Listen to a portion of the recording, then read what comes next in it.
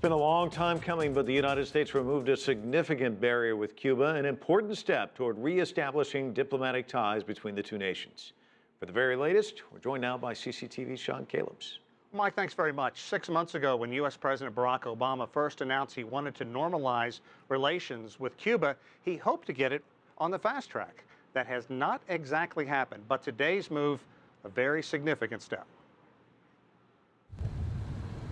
Through 4 high-level meetings between the U.S. and Cuba, the Castro government has been adamant.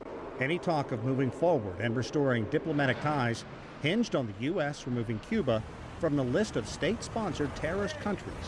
This reflects our assessment after undertaking the review that was requested by the President, our assessment that Cuba meets the statutory criteria for rescission. That is Washington speak, meaning after decades, Cuba is no longer on the terrorist list. Top U.S. lawmakers say embassies could open in Havana and Washington, D.C. within a matter of weeks.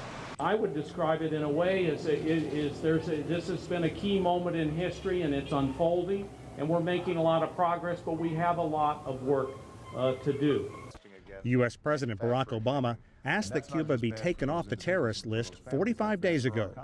The U.S. Congress had the past 6 weeks to fight removal, but chose not to. Still, there are simmering frustrations over Obama's decision. Republican House Speaker John Boehner says Obama handed the Castro regime a significant political win in return for nothing, adding the communist dictatorship has offered no assurances it will address its long record of repression and human rights abuses at home. We are going to put an end to the notion.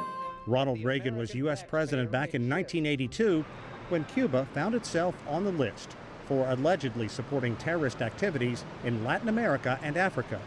So what does it all mean? Being delisted and some financial and trade restrictions. However, the most punishing trade embargo under the Helms-Burton Act remains.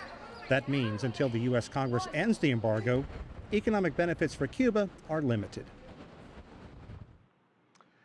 And with Cuba off the list, that leaves 3 countries, Syria, the Sudan, and Iran, still accused by the United States of state-sponsored terrorism.